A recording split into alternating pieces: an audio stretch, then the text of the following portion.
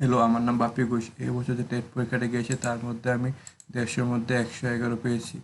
তো আমি কীভাবে 111 পেলাম সেটাই এখানে আমার এক্সপিরিয়েন্সটা শেয়ার করব আমার চ্যানেলের মধ্যে। কারোর যদি ভালো লেগে থাকে তাহলে দেখবেন, নাহলে কাউকে কিছু বলার নেই। তো আমরা মেনলি কী থাকে টেটের মধ্যে, তো সবাই জানে যে 150 পরীক্ষা হয়, পুরো 150 পরীক্ষা। তো 150 পরীক্ষার মধ্যে আমাদের সবাই মনে করে 150, কিন্তু আসলে আমরা রিয়েল এক্সামটা করতে হয় মোটামুটি 140-এ। কারণ মনে করেন 140-এ ধরতে লাগবে, 150 ধরলে হবে না। কারণ 3-4টা বা 4-5টা কোশ্চেন এমন থাকবে যেটা ভিতরে ওই স্টার মার্ক করে বলতে উম, যে কোনো পরীক্ষা সি টেট কোন, ত্রিপুরা টেট কোন বা যে কোনো টেট পরীক্ষার ভিতরে ভুল থাকে, বলতে টাইপিংয়ের ক্ষেত্রে ভুল হয়ে যায়। বা অনেক সময় দেখা যায় যে সিলেবাসের টপিকটা আছে, তোমার টপিকটার নাম দেখে প্রশ্ন করে দেয় এটা, কিন্তু এটা টপিকটা থাকলেও যে এটা রিলেটেড নাই বা আউট অফ সিলেবাস থাকতে পারে। এমন অনেক কিছু কোশ্চেন করে, যেমন 5-10টা ধরতে লাগবে যে এমন হবেই। হ্যাঁ, যেটা আউট অফ কন্টেক্সট থাকবে, কঠিন করবে প্রচুর, বলতে 10 নম্বরের থেকে বাদ দিতে লাগবে। তো মেনলি পরীক্ষা কত হবে, 140-এ ধরতে লাগবে। তো আমাদের 140-এর ভিতরে টার্গেট কত থাকতে লাগবে, মিনিমাম আমাদের টার্গেট থাকতে লাগবে 120+। যাতে আমরা মেনলি 120-এর দিকে টার্গেট করতে লাগবে, কারণ 150-150 আর কি পাবে। এখানে 150-150 পেতে পাওয়া সম্ভব না। যদি অনেক বেশি লাখ ভালো থাকে, ম্যাক্সিমাম 130 বা 120 এমন পাওয়া যাবে। লাখ ভালো থাকলে, প্রচুর লাখ ভালো থাকতে লাগবে, 150-150 কেউ তো পাবে না। এই কারণে 120 তো টার্গেট থাকতে লাগবে। যদি 120-এর টার্গেট করে চলেন তাহলে ধরতে পারবেন যে 110 বা 100+ এমন হয়ে যাবে, মানে 100-র উপর হয়ে যাবে। আর ফার্স্ট এমনি হয়ে যাবে 90+। তো যারা ইউয়া তারা 90+ তো আরামসে হয়ে যাবে। হ্যাঁ, 90+ আরামসে হয়ে যাবে। তো 120 টার্গেট থাকলে পাস করে কোনো ব্যাপার না, কিন্তু আমাদের তো ভালো মার্ক তুলতে লাগবে। ভালো মার্ক তুলতে গেলে আমাদের মিনিমাম তো 100+ থাকতে লাগবে, মানে 100+ পেলে একটা বলা যায় যে একটা মার্ক হয়েছে বলতে। ফার্স্ট তো সবাই করে, কিন্তু চাকরির ক্ষেত্রে দেখবেন মেরিট লিস্টের ভিতরে নাম আসতে গেলে 100+ যারা হয় তাদের সুযোগটা ভালো থাকে। মানে সুযোগটা বেশি থাকে। কারণ একবছর দেখেন 1,500 মানুষ ফার্স্ট করেছে, 1,500 মানুষ ফার্স্ট করেছে, তো সবাইকে যদি একসাথে তো মনে হয় না নেবে। যদি মেরিট লিস্ট ওয়াইজ পার্ট করে 2021-এর মতো, তখন দেখুন ফার্স্ট লিস্টের ভিতরে যারা 100-র উপরে পেয়েছে তাদের নামে আসবে, বাকিটার নাম কিন্তু আসতে কষ্ট হয়ে যাবে। ফার্স্ট লিস্টে, সেকেন্ড লিস্টে পাবে পাবে সবাই, কিন্তু দেরি হবে আর কি যদি একসাথে না নিই। সেকেন্ড হলো আমাদের কীভাবে পড়তে লাগবে। আমাদের মেন টার্গেট করতে লাগবে সবাইকে করে আমরা যে সব সাবজেক্ট পড়তাম চাই, যে আমি এটা ইংলিশে পড়বো, বাংলা পড়বো, সিটিভি পড়বো। আমার সব টিভিতে 30-30, প্রত্যেকটা 30-30 থাকে। প্রত্যেকটাতে 30-30 তুলতে লাগবে না।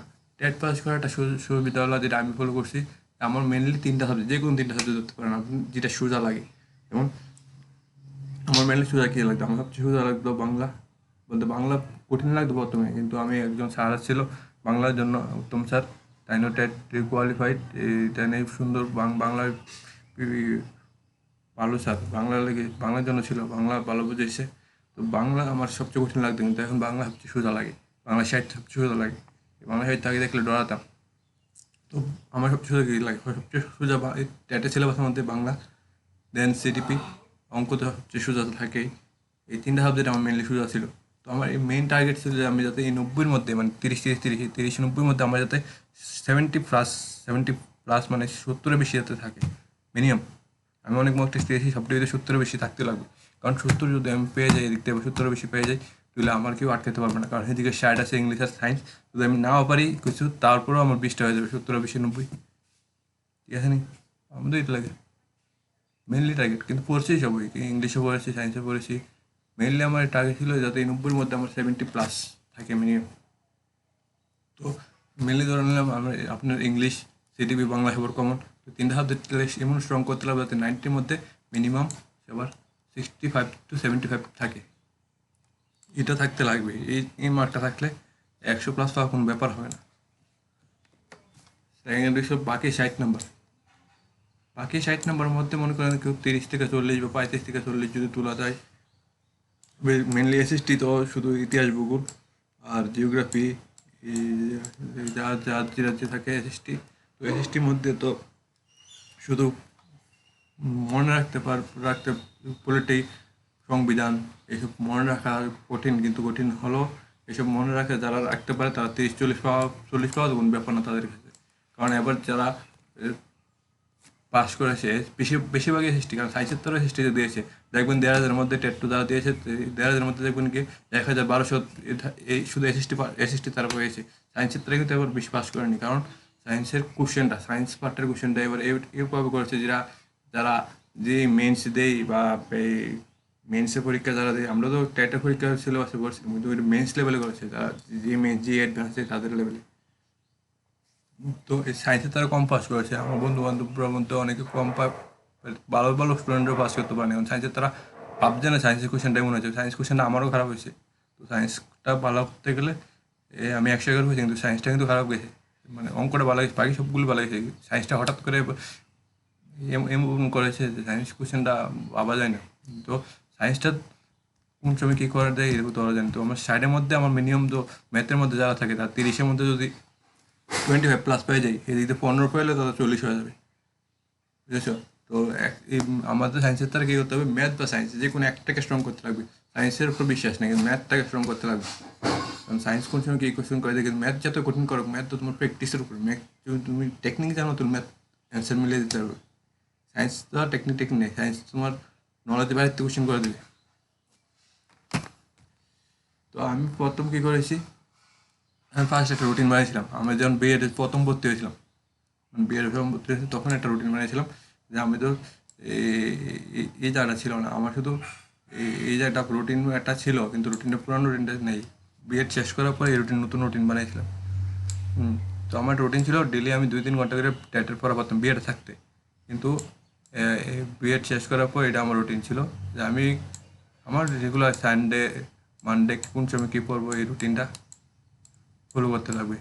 কারণ যদি আমি রুটিন ছাড়া পড়ি তাহলে আমি কী তখন প্রত্যেকদিন সিটিভি পড়তে থাকবো, অন্য সাবজেক্ট থাকবে না। ম্যাথ তো আসলে ম্যাথও পড়তে থাকবো, অন্য কিছু পড়ার সুযোগই থাকবে না, বুঝেছেন? তো এটা আমার এইভাবে একটা রুটিন সেট করতে লাগবে সবার, যে আপনি কোন সময় পড়ার টাইম পাবেন। অনেকে তো সকালে কাজ থাকে, সকালে পড়তে পারে না, দুপুরে কাজ থাকলে দুপুরে পড়তে পারে না। তো যে টাইমটা পড়ার জন্য বাইর করতে পারবেন, এই টাইমটা সেট করবেন যে আমি এবার এই এই সাবজেক্টটা পড়বো, এইবারে এই সাবজেক্টটা পড়বো, এইবারে এই সাবজেক্টটা পড়বো, এতক্ষণ পড়বো, এই টাইমটার ভিতরে এইটা শেষ করবো। আর রাত্রে তো সবাই মোটামুটি টাইম থাকে 2-3 ঘন্টা 4 ঘন্টা, তো এর ভিতরে 2টা সেকশন বানিয়ে দেবেন রাত্রিবেলা যেমন। আর যারা সায়েন্সে তারা ম্যাথটা কিন্তু প্রত্যেক দিন কোনো না কোনোভাবে রাখবেন, ঠিক আছে? প্র্যাকটিস। সেকেন্ড হলো বুক। আমরা কি করি, বাজার থেকে গাইড বুক লয়ে করি না, গাইড বুক পড়লে হবে, কিন্তু এবার কোশ্চেনটা মিলিয়ে দেখবেন পুরো সিটেটা লেভেল করেছে। তো আপনারা যদি বাজারে গাইড বুক করতে চান সিটেট সবাই মার খেয়ে যাবেন, মানে বলতে পারবেন না। এই কারণটা মিলিয়ে দেখেন যে আপনার গাইড বুকটি ফলো করেন, যে কোনো গাইড বুক, আবার টেটটা কোশ্চেনটা দেখেন মিল পাবেন না, কোনো কিছু মিলবে না, অঙ্ক কোশ্চেন মিল পাবেন না। সিডিপি পুরো সিটেট লেভেল করেছে। তো আপনারা যারা বিএড করছেন বা টেট দিবেন আগামীতে, তো তাদেরকে বলবো সিটেট লেভেলে পড়বেন, সিটেট লেভেলের বুকগুলি পড়বেন সিডিপির জন্য। আর অল ইন্ডিয়া যে পরীক্ষা, যেমন বিশেষ করে বিপিএসসি পরীক্ষা, এই স্টেট পরীক্ষা, এইসব কোশ্চেনগুলির এইসব যারা পড়ায়, ইউটিউবে 2-3টা চ্যানেল আছে এই স্টেট পড়ায়, চ্যানেলটার নাম পরে বলে দেবো, কিন্তু এই চ্যানেলটা থেকে ডাইরেক্ট কোশ্চেন আবার সিটিপিতে রিপিট করেছে। আমাদের ত্রিপুরা টেটের ভিতরে সেম টু সেম কয়েকটা কোশ্চেন দিয়েছে, যেমন ইও কোশ্চেনগুলি দিয়েছে, ওই পেভলোভের থিওরি, স্কিনারের থিওরিগুলি দিয়েছে উইদাউট রিইনফোর্সমেন্ট। এটি তো তোমার বেসিক জানা থাকতে লাগবে, পারা যাবে না। তো এর জন্য গাইড বুক পড়লে হবে না, গাইড বুক কী থাকবে, বেসিক শুধু লেখা থাকবে আর শুধু এমসিকিউ। তো এর জন্য বিএডের বুকগুলি মেনলি, বিএডের যে বুকগুলি ছিল এটি ফলো করতে লাগবে সিডিপির জন্য ভালো বুক। এই এসএসসি যারা পড়ায় তাদের ইংলিশ সিডিপি, ইংলিশ ম্যাথ, এসবগুলো ফলো করতে লাগবে। ম্যাথ এবারে এত ইজি করেছে যে ডাইরেক্ট কোশ্চেন এসএসসি থেকে, যেমন সাইল স্যারের একটা প্লে লিস্ট আছে টার্গেট ম্যাথ, এতে ডাইরেক্ট কোশ্চেন এসেছে ত্রিপুরা টেটের মধ্যে, বুঝলি, ডাইরেক্ট ফর্মুলাতে কোশ্চেন দিয়েছে। তো এইসব বই কালেক্ট করতে লাগবে, ভালো ভালো বই। গাইড বুক পরে পাস করা যাবে, কিন্তু কপাল ভালো থাকতে লাগবে। সেলফ নোট, নিজে নোট লিখতে লাগবে, বই পড়ে শুধু বই পড়ে গেলাম। তো ওই পরে বই পড়েও পাস করা যায়, কিন্তু বই পড়ে তো লিখে রাখতে লাগবে যে আমার এই টপিকটা। যেমন আমি বাংলা সাহিত্য যখন পড়তাম তখন বাংলা সাহিত্য এতজন 22 জন, 6জন ছিল আদি যুগের, আর আধুনিক মানে বাকি 16 জন তো ছিল মধ্যযুগের ভিডিও, মানে সে মধ্যযুগ আর আধুনিক যুগ, ভুল করছি, আমি অনেক আগে পড়েছি তো একটু টরাটার ভুল ভুল বলছি। তো মধ্যযুগ আর আধুনিক যুগ যে 16 জন, এই 16 জনের মধ্যে 16 জনের ভুল বলছি বলতে 16 জনের মধ্যে কী হবে, 16 জনের এই ডেট অফ বার্থটি কীভাবে মনে রাখবে, এতজনের কবে মারা গেছে, কবে কবে কে কী পেয়েছে, কবে কী কী লিখেছে, এইসব মনে রাখবে কীভাবে। তো এর জন্য তোমার নোট বানাতে লাগবে, আর মেনলি তোমার টেকনিক জানতে লাগবে। যেমন আমি একটা টেকনিক বার করেছিলাম যে 16 জনের নামগুলি, যেমন আমি একটা মিবোধর শস্য শুন জিব্রাতারে মা আসুক, এই ছোট্ট একটা লাইন, এটা বুঝবে না, আমি বলে দিলে বুঝবে না। তো এই লাইনটার মধ্যে পুরো 16 জনের নাম আছে। এটা কোনো ইউটিউব চ্যানেল হবে না, কোনো কিছুতে হবে না, এটা আমি পরে দেবো, পরে যদি সবাই বলে যদি পরে দিতাম ওই চ্যানেলে পরে দেবো। তো এই 16 জনের নাম, ডেট অফ বার্থ সব কিছু আমি এই একটা লাইনের মধ্যে সেট করে দিচ্ছি, বুঝলি, এক বছর। কিন্তু আসল কথা এইসব আসেই না, ডেটের মধ্যে কারোর জন্ম ডেট, মৃত্যু ডেট আদব দিয়ে আসেনি। এদের নোট বানাতে লাগবে, মেনলি মোস্ট অফ একজন গাইড লাগে, মানে বলে সবাই বলে যে নিজে নিজে পড়লে সেলফ স্টাডি হয়ে যায়, সেলফ স্টাডি হয়ে যায়। যেমন আমি যে সেলফ স্টাডি করেছি, সেলফ স্টাডি হয়েছে আমার অঙ্ক, বিজ্ঞান, ইংলিশ এসব সব নিজের দিয়ে হয়েছে। কিন্তু মেনলি বাংলার সাহিত্যটা তো আমার একজন গাইড থাকতে লাগে, মানে গাইড একজন টিচার হতে পারে, কোনো ইনস্টিটিউট হতে পারে, ইনস্টিটিউটের নোট নাই কিন্তু গাইডটা তো দরকার। বা কোনো একটা স্যারের গাইড হতে পারে, ইনস্টিটিউটের ভালো স্যার হতে পারে, নোট পড়ে কিছু হবে না, কোনো একটা ভালো গাইড দরকার। এটাই এটাই বলছি যে টেট পাস করা এত একটা কঠিন না, যদি ডেইলি 3-4 ঘন্টা বা 4-5 ঘন্টা করে, এখন তো নোটিশ দেয়নি, তো 3-4 ঘন্টা করে পড়তে পারো তাহলে টেট পাস করার কোনো ব্যাপার হবে না। আর মেনলি বাংলাটা পাল্টে পড়বেন, যারা ইংলিশ মিডিয়াম তারা তারা তো বাংলার জন্য মার খেয়ে যায়, বাংলা সাবজেক্টটা থাকে না। কিছু বলার নেই, বলতে পাস করবেন, মানে যদি ভিডিওটা ভালো লাগে, আর যদি করে, যদি ভালো লাগে থাকে তাহলে ভিডিওটা দেখবেন। প্রথম ফেসবুক ভিডিও বানানো, ফেসে দেখে ভিডিও বানানো, তো এইটা নর্মালি আমি পরে সব বলে দেবো, দেখবেন, রিভিউ দেবেন যে কী মনে হয়েছে, সব কিছু আমি বলে দেবো আস্তে আস্তে, সবাইকে পাস করে দেবো।